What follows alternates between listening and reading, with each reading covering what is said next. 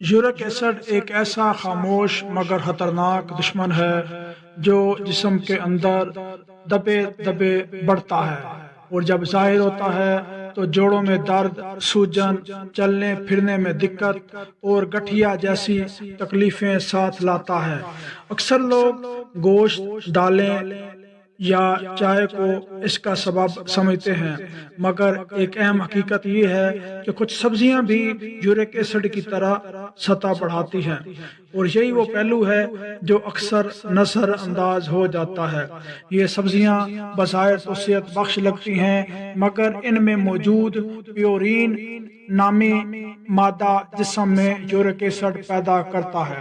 اگر گردے اسے مکمل طور پر خارج نہ کر سکیں تو یہ خون میں جمع ہو کر جوڑوں میں درد اور سوجن کا باعث بنتا ہے۔ آئیے ان سبزیوں پر نظر ڈالتے ہیں جن کا استعمال یورک ایسڈ کے مریضوں کے لیے احتیاط طلب ہے۔ پالک کو آئرن اور فائبر کا خزانہ سمجھا جاتا ہے، مگر اس میں پیورین کی مقدار خاصی زیادہ ہوتی ہے۔ اگر یورک ایسڈ پہلے سے بڑھا ہوا ہو تو پالک کا مسلسل استعمال درد کو بڑھا سکتا ہے۔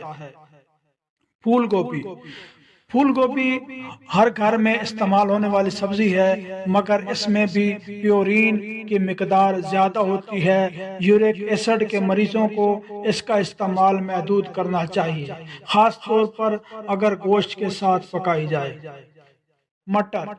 مٹر سردیوں کی رونق ہیں، مگر ان میں پروٹین اور پیورین دونوں موجود ہوتے ہیں۔ اگر روزانہ یا زیادہ مقدار میں کھائے جائیں تو یورک ایسڈ کی سطح بڑھ سکتی ہے۔ بھنڈی نرم، ہلکی اور آسانی سے ہضم ہونے والی سبزی ہے، مگر کچھ طبی تحقیقات کے مطابق اس میں موجود خاص اجزاء یورک ایسڈ کو بڑھا سکتے ہیں۔ بہتر ہے کہ اس کا استعمال اعتدال سے کیا جائے۔ شلجم موسم سرما کی مقبول سبزی ہے، مگر جب اسے گوشت کے ساتھ پکایا جائے تو یورک ایسڈ کی سطح میں اضافہ ہو سکتا ہے۔